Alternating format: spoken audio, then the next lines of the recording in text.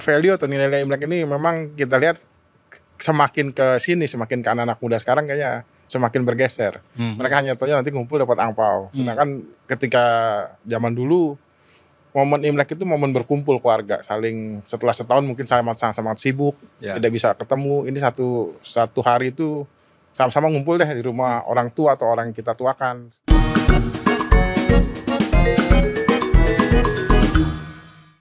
Merdeka. Kita berjumpa lagi di podcast Nusantara. Dan hari ini saya ditemani oleh Coach Chandra. Beliau adalah sekjen dari Perhimpunan Indonesia Tionghoa atau INTI. Dan hari ini kita akan membahas tentang Imlek sampai dengan Cap Gomeh. Selamat datang di podcast Nusantara, Coach Chandra. Terima kasih Koko Arta. Saya panggil Koko juga lah. Iya dong. Ya, sama. Iya dong. Ini menarik ya kalau kita bicara soal Imlek sampai Cap Gomeh. Tapi sejauh saya paham dan saya baru ngeh hari ini, istilah Imlek itu cuma ada di sini ya. Di negara lain tuh kalau kita merayakan Imlek apa bahasanya? Ya Chinese New Year ya memang ya. Ya Chinese New Year kan. Ya. Kalau di China sendiri? China sendiri juga Chinese New Year ya memang. Tapi ada beberapa sebutan ya saya kalau tidak salah Sinin ya tahun baru ya memang. Tapi memang sebutan secara umum itu Chinese New Year. Tapi kalau nggak salah Imlek itu ada pengaruh dari Hokkien juga.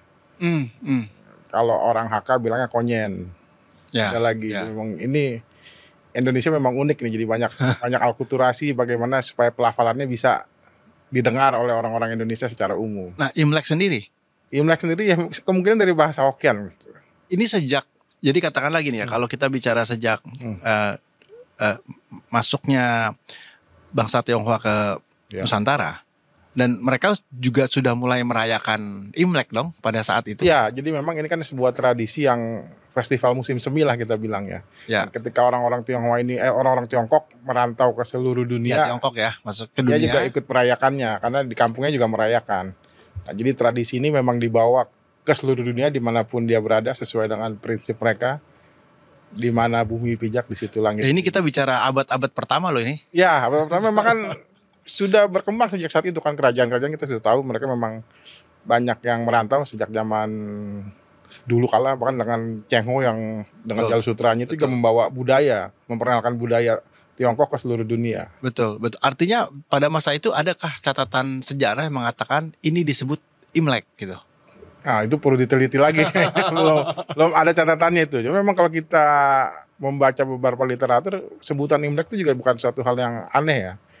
Iya. Kita udah malah bingung kalau Chinese New Year kita ngomongnya makanya bingung sekali tuh. Ada dua New Year apa gimana? Iya, betul. Oke, nah kalau kita bicara Imlek sendiri, apa yang menjadi keunikan versi Indonesia? Iya banyak sekali sih. Memang ketika orang-orang ini datang ke Indonesia, mereka kan mau nggak mau harus berakulturasi, beradaptasi dengan budaya di sini. Ya tadilah banyak muncul hidangan-hidangan baru, makanan-makanan baru, tradisi baru. Kalau di sana ada musim dingin, di sini tidak ada. Jadi memang merayakannya memang bagaimana satu buah syukur. Setelah berakhir tahun yang lama menuju tahun yang baru harus dilalui dengan bersyukur.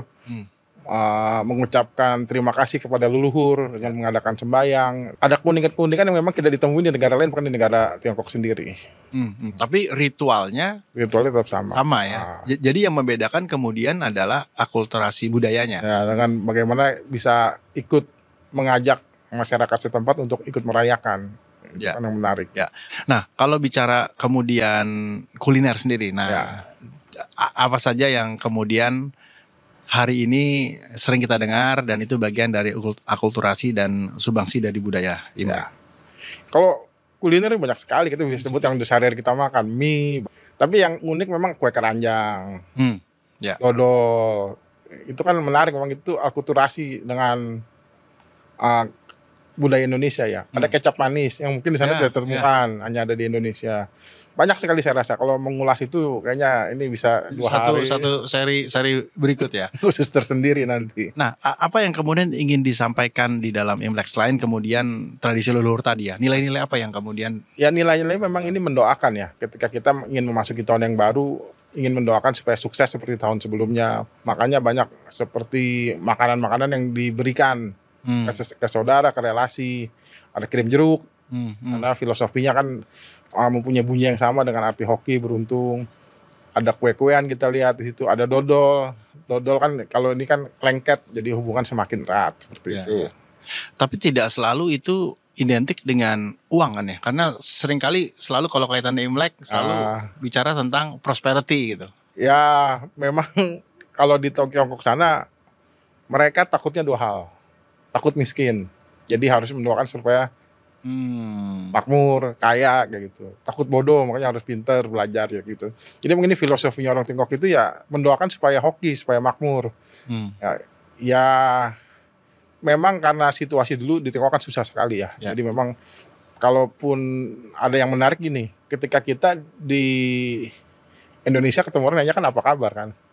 Kalau dulu kalau nggak salah di sana nanya, "Udah makan belum?" "Ini Sevan mah." Nah, ini subhanallah ya. Nanya, "Udah makan belum?" Kenapa? Karena waktu itu sulit sekali untuk makan. Jadi orang ketika ketemu disapanya, "Udah makan belum?" Jadi memang ketika hari ini prosesnya kelihatannya seperti mendewakan uang ya karena memang dulunya susah sekali. Jadi mendoakan supaya orang di tahun yang berikutnya makmur, bahagia, hoki gitu. Ya. Tidak dipungkiri perayaan Imlek atau eh, apa namanya rangkaian kegiatan Imlek ini mendorong pertumbuhan ekonomi ya Betul di sekali. berbagai sektor. Betul sekali. Tapi tentu saja ini juga menjadi semacam pesan yang ingin disampaikan juga oleh teman-teman di Inti bahwa bukan hanya soal itu gitu kan. Ya. Ini juga soal bagaimana kita bicara mendorong pemahaman terhadap tadi budaya Ya. dan tradisi. Ya, value atau nilai-nilai Imlek ini memang kita lihat semakin ke sini, semakin ke anak-anak muda sekarang kayaknya semakin bergeser. Mereka hanya taunya nanti ngumpul dapat angpau. Sedangkan ketika zaman dulu momen Imlek itu momen berkumpul keluarga, saling setelah setahun mungkin sama-sama sibuk, Ya. tidak bisa ketemu. Ini satu hari itu sama-sama ngumpul deh di rumah orang tua atau orang yang kita tuakan. Kalau orang tua sudah tidak ada. Jadi maknanya itu memang silaturahmi. Ketemu lagi saling update gimana kabarnya, bagaimana setahun kemarin, terus harapannya setahun ke depan seperti apa. Mungkin dengan pertemuan itu bisa saling membantu atau saling membukakan jalan supaya lebih sukses lagi. Ini kegiatan aktivitas yang sama juga dilakukan oleh orang-orang China di luar negeri. Ya, makanya di Tiongkok kan kalau liburnya panjang sekali itu. Mereka ada ritual seperti kita mudik pulang kampung ke rumah orang tua. Tetap karena penghormatan terhadap leluhur sangat luar biasa di sana kan kepada orang tua. Jadi setahun sekali minimal ketemulah orang tua. Temui mereka, mohon doa lagi ke depan supaya hidupnya lebih baik, supaya diberikan rezeki yang lebih bagus lagi. Jadi memang makna Imlek sebenarnya ya berkumpul sama keluarga sebenarnya. Nah, saya mulai terbiasa dengan Imlek, tapi saya belum terbiasa dengan Cap Gomeh. Ya. Cap Gomeh ini kayaknya setelah Imlek baru mulai juga diperkenalkan beberapa tahun kemudian ya. Ya, jadi memang hari ke-15 ya. Ya. Memang selama tanggal 1 sampai tanggal 15 itu tiap hari itu ada pesta, ada ketemu. Jadi kalau hari pertama mungkin dalam internal keluarga dekat, nanti hari kedua dengan kerabat, ketiga dengan teman-teman, nanti keempat baru dengan rekan bisnis. Jadi selama hari ke-15 itu silakan merayakan tahun baru. Ada ritual sembayangnya juga. Nah, tapi udah selesai tanggal 15 udah nggak boleh. Kenapa 15? Nah, ini juga ada pendapat waktu itu karena hari ke-15 itu lagi bulan purnama. Jadi udah selesai lah situ puncaknya, bulannya udah penuh gitu kan. Bulan sudah penuh ya udah besok udah mesti kerja lagi. Jadi jangan kebanyakan pesta lah istilahnya. Nah, itu kalau pengetahuan saya begitu. Cuma ada beberapa literatur yang mengatakan dulu ada beberapa biksu Buddha setiap tanggal 15 itu dia istilahnya sembahyang bulan purnama. Ada satu orang kaisar waktu itu, wah ini juga bagus sekali. Jadi mau nyalakan lampion, menikmatilah tahun baru ini sudah sudah berhasil dilewati. Nah, itu dia. Nah, Cap Gomeh itu apa maknanya? Maknanya tetap sama. Perayaan hari ke-15 ini penutupan perayaan tahun baru. Jadi satu hari saja? Satu hari saja. Jadi kalau Imlek itu bisa dibilang selama Jadi Imlek itu hari, membuka tanggal 1, Cap Gomeh itu tanggal 15, penutupan tahun baru. Tapi berarti kalau kita bilang Imlek sebagai sebuah perayaan, berarti selama 15 hari itu kita bisa bilang itu Imlek? Ya, jadi selama 15 hari itu kita boleh berkunjung ke mana-mana dengan rangka silaturahmi tahun baru, saling mendoakan. Tapi setelah tanggal 15 udah kerja lagi, tidak ada lagi pesta-pesta tahun baru. Nah, Cap Gomeh ini sesuai dengan namanya hanya di Indonesia saja kah atau di luar negeri juga ada? Atau di Nah, Tiongkok juga? di luar negeri juga ada. Tapi memang ini memang balik lagi, Cap Gome ini dari bahasa Hokkien, Cap Go kan 15 kan. Oh Tapi iya, itu kan 10 go-nya kecap 5. ya.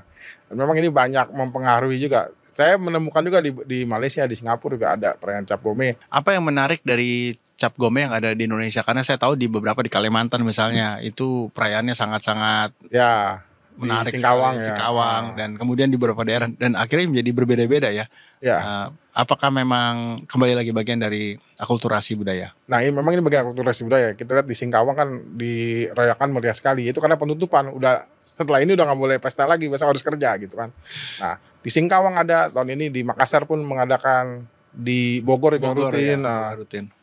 terus saya mendapatkan info di Bali juga mengadakan. Jadi memang ketika merayakan Cap Gome ini semua orang turun ke jalan dengan berbagai pertunjukan budaya, ada arak-arakannya dan biasanya isinya barongsai, joli-joli.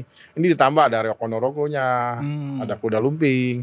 Jadi ini jadi disebut sekarang pesta rakyat. Seperti di Bogor kan sebutnya pesta rakyat, Cap Gome Bogor Street Festival. Itu kan menarik. Jadi satu, masyarakat juga mendapatkan hiburan, ikut menikmati perayaan Cap Gome. Kedua juga mendatangkan devisa, mendatangkan buat ajak wisatawan mancanegara datang, dan juga ya ini kan menggeliatkan ekonomi sebenarnya kan. Jadi banyak nilai positif dari perayaan Cap Gome ini dan memang kalau kita lihat ya hari ini Cap Gome udah jadi seperti milik bersama juga seperti layaknya Imlek, walaupun tidak libur nasional. Iya, iya. Jadi sudah pasti ada Imlek, pasti ada Cap Gome. Ya, karena penutupannya di Cap Gome. Ya. Nah, lontongnya dari mana? Nah, lontong ini menarik, emang ini akulturasi di bidang kuliner di Jawa ya, pesisir ya, banyak kan ya. Memang dulu kalau filosofinya makan lontong itu kan, lontong kan bentuknya panjang. Nah, itu Panjang umur. Panjang umur. Dan terus disajikannya harus meluap, penuh, satu piring penuh. Karena menamakan semoga makannya setahun ke depan itu tidak susah, makannya sampai berlebihan gitu. Jadi memang balik lagi ke istilahnya hoki dan kemakmuran itu. Disajikannya harus banyak menunya, harus ada sayur lodehnya, ada telurnya, ada ati amplanya, macam-macam itu kan. Dan harus istilah kita munjung kalau kata orang Betawi ya, sampai tinggi sekali. Nah, itu memang mendoakan juga. Di Singkawang ada lontong Cap Gome juga?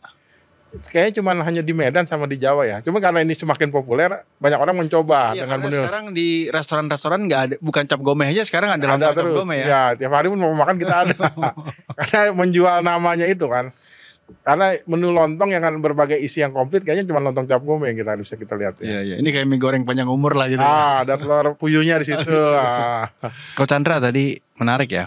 Kalau kemudian kita bicara soal Imlek bukan hanya sebagai sebuah tradisi kuliner, tradisi ekonomi, tapi sebenarnya sebuah tujuan atau inisiatif mulia menjaga toleransi. Artinya bangsa atau suku Tionghoa pada saat masuk ke sini sudah menyadari bahwa kita harus berakulturasi dan kami bisa membawa perayaan atau tradisi kami sendiri, tapi itu tidak akan membuat kita bersatu. Maka kemudian ini dijadikan sebagai bagian dari strategi untuk membangun toleransi tadi.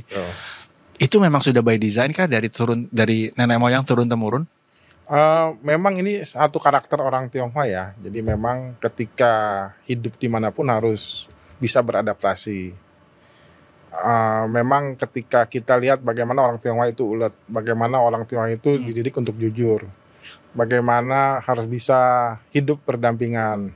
Dan ketika tinggal di Indonesia pun mereka mencoba menyatu, bukan menjadi pendatang tapi menyatu, bagaimana bertani dengan cara bertani yang mereka bawa dari Tiongkok ke Indonesia, ikut menyuburkan, ikut memajukan teknologi. Ya memang sudah karakternya sih ya memang. Jadi memang orang Tionghoa itu bukan sifatnya invasif, tapi berdampingan, memajukan secara bersama-sama. Ya kita lihat, kalau kita lihat ke Tangerang sana kan banyak sekali orang-orang Tionghoa yang disebutnya Cina Benteng, ikut bertani, berternak, bahkan jadi nelayan. Di Singkawang pun sama, di Kepri, di beberapa pulau-pulau terdepan juga seperti itu, sebagai nelayan, hidupnya ya seperti layaknya orang Indonesia pada umumnya. Ya, ya. Bahkan saya sering mendengar bahwa suku Tionghoa kita lebih suka disebut Tionghoa diarahkan kepada Tionghoa Indonesia ya dibandingkan dengan Tionghoa Tiongkok ya, ya. ya, kami bukan Tiongkok kan, kami ini Tionghoa. Kalau anak sekarang sebutnya Cindo, Cindo, ya. Cino. Emang benar begitu? Ya, karena kami merasa lebih Indonesia lah, sudah jadi orang Indonesia, lahir, hidup dan mati di sini nantinya. Ketika nanti kembali ke Tiongkok pun mungkin udah tidak diakui lagi sebagai warga negara sana kan. Serba salah juga kalau di sana juga belum Ya. tentu juga. Ya, ke sana pun kita perlu visa, kalau datang perlu paspor kan, nah, itu satu hal yang nyata. Itukah yang kemudian didorong oleh Perhimpunan Inti hari ini? Apakah kemudian Inti didirikan sebagai bagian dari proses menjaga toleransi, menjaga kebinekaan tadi? Ya, jadi gini, memang ketika terjadi peristiwa tragedi Mei 98, beberapa pendiri Inti, 17 orang pendiri menyadari betul mau sampai kapan warga Tionghoa di Indonesia terus menjadi korban, jadi kambing hitam ketika terjadi konflik kekuasaan. Ya. Nah, mereka sadar betul ketika mendirikan organisasi ini harus bisa menghilangkan gap antara Tionghoa dan non-Tionghoa, menyelesaikan masalah Tionghoa di Indonesia sampai tuntas. Nah, tidak mudah karena memang banyak sekali diskriminasi yang sudah terjadi, diskriminasi oleh negara dengan berbagai peraturan perundangan, belum lagi yang di masyarakat. Nah, cuman yang memang menjadi catatan itu ketika mereka mendirikan organisasi Inti ini, yang ditemui pertama kali adalah Gus Dur.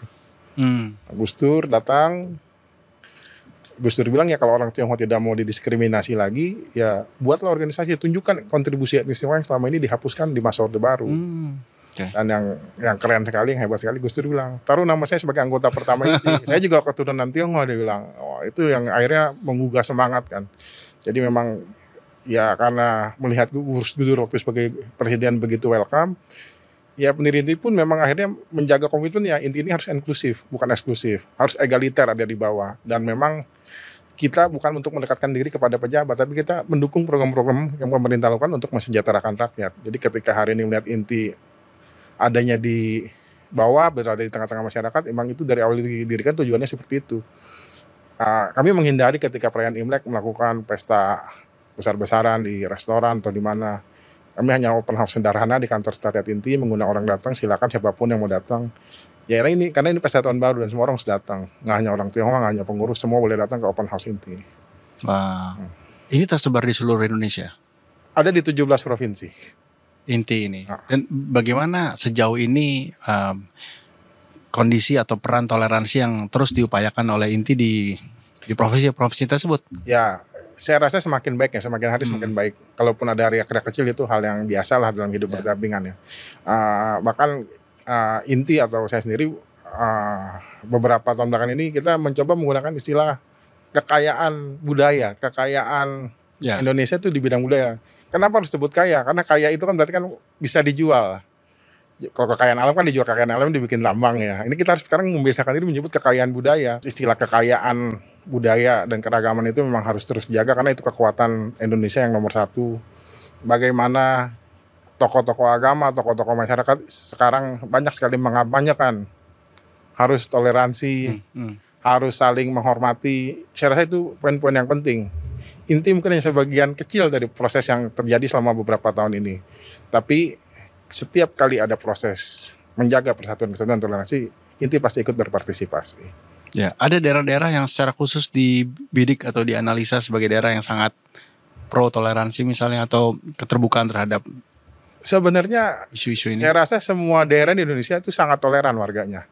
Kalaupun sampai ada terjadi peristiwa-peristiwa negatif itu kan ada oknum-oknumnya. Ada memang memanfaatkan bagaimana ada gesekan, ada perselisihan. Ya kadang-kadang dimanfaatkan oleh oknum-oknum yang memang ingin mendapatkan kekuasaan dengan cara-cara yang apapun itu ya. Selama saya berkeliling sebagai sekjen maupun selama pengurus Inti, saya melihat orang Indonesia itu sangat toleran. Tidak mempermasalahkan agama, tidak mempermasalahkan suku. Terakhir saya datang ke Tanah Datar di Padang. Yang mereka kemarin ada bencana Galodo itu banjir besar. Orang banyak yang bilang ngapain datang situ, nanti orang Tionghoa nggak bisa ini. Tapi saya datang itu welcome, malah disambut sama bupatinya waktu itu. Dia berterima kasih sekali, dia bilang saya menambah-nambahkan nih kedatangan saudara-saudara dari Tionghoa hari ini, mimpi saya terpenuhi dengan datangnya Pak Anda dan teman-teman. Itu kita merasa luar biasa memang. Jadi balik lagi memang stigma negatif ini selalu dimainkan oleh oknum tertentu. Bagaimana Indonesia tidak toleran, sangat rasis. Tapi ketika kita turun langsung bertemu dengan masyarakat, itu hilang dengan sendirinya. Nah, sebagai Sekjen Inti ya, secara resmi ya. Apa pandangan Coach Chandra hari ini ketika melihat isu persatuan menjadi penting dan apa yang kemudian secara konkret ya, yang mungkin dibahas di Inti tentang langkah-langkah strategis yang dilakukan untuk menjaga persatuan itu khususnya menjelang 2045. Iya, memang gini. Kekuatan Indonesia itu di silaturahmi, di gotong royong. Itu yang harus terus ditekankan. Ya.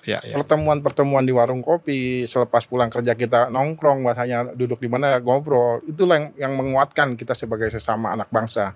Ketika pulang kerja, ya sebisa mungkin kita menyempatkan nongkrong di pos RW atau di mana, setidaknya dapat update isu-isu terbaru, lagi ada apa yang negatif di lingkungan.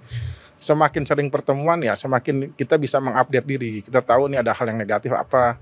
Kita juga bisa saling menjaga, mengingatkan. Kita ini satu bangsa loh. Kalau ada yang mau berbuat mengganggu persatuan kita, ya kita harus hadapi sama-sama. Ya. Dan terus yang terpenting kayak bilang yang kedua, ketika ada minoritas lain diganggu, ya kita juga harus bertindak sama-sama sebagai satu bangsa. Karena kita harus sadar, kita ini punya dasar negara Pancasila loh. Ya. Itu Pancasila dasar negara kita. Dan jangan kita berlindung di balik Pancasila itu, tapi kita sama-sama memperjuangkan nilai Pancasila itu. Nah, makanya memang rasa ego sektoral, ego sebagai satu ini harus kita sama-sama turunkan, kita merasa sebagai satu bangsa dulu lah, bangsa Indonesia. Terakhir mungkin ya, kalau kita bicara generasi hari ini, Gen Z misalnya, atau Gen Alpha ya, secara budaya, Coach Chandra juga akan melihat meskipun hari ini kita punya media sosial ya. Coach Chandra tetap percaya bahwa budaya-budaya tradisional itu tetap dijalankan dalam versi yang lebih modern. Ya, karena pada akhirnya anak ini juga mencari, saya ini siapa sih? Jati diri. Jati dirinya apa sih, dia kemana sih? Dan mereka ketika mereka lahir sebagai orang Tionghoa, ketika dewasa pasti mereka mencari. Walaupun di masa-masa remajanya dia mengemari K-pop atau apapun itu, di titik tertentu ketika dia harus menikah, ketika dia harus melakukan ritual-ritual, melakukan pemakaman terhadap orang tuanya, dia harus mencari itu, bagaimana melakukan ritual-ritual ini. Walaupun secara agama, tapi secara Tionghoa kan ada beberapa tradisi yang memang dia harus ikuti. Nah, itulah di titik itu saya rasa anak ini pasti akan tetap kembali ke akar. Ya, kalau begitu artinya hampir terjadi di semua generasi pasti ya. Artinya kemajuan teknologi itu memang membawa dua mata pisau sih. Jadi orang tidak ada borderless kita sebagai warga negara, dan informasi banyak tanpa ada filter. Dan mereka selalu, anak-anak muda ini kan mencari apa yang keren buat mereka. Kadang-kadang sifatnya memberontak, melawan dari apa yang diajarkan orang tua. Tapi saya yakin di satu titik itu ketika mereka harus melakukan pernikahan, mengurus pemakaman. Bahkan mungkin lebih gampang sekarang tinggal buka. Begini prosesnya. Kalau dulu kan kita harus nyari nih ke om kita, ke siapa, ini gimana sih gini ya. Sekarang udah lebih gampang lah. Baik. Coach Chandra, Sekjen dari Perhimpunan Inti, terima kasih banyak sudah berbagi dengan kita. Sama-sama, senang sekali. Baik, demikian diskusi kita, bincang-bincang kita seru sekali tentang Imlek sampai Cap Gomeh. Dan hari ini kita sadar bahwa persatuan kita adalah kunci dari kebersamaan kita membangun negeri yang indah ini. Terus bergerak, terus berkarya, terus berdampak bagi negeri ini. Anda bisa menyaksikan tayangan ulang kami di YouTube channel kami dengan nama Podcast Nusantara. Dan silakan unduh dan saksikan tayangan-tayangan inspiratif lainnya hanya di DAI Plus. Podcast Nusantara, hidupkan cinta Indonesia.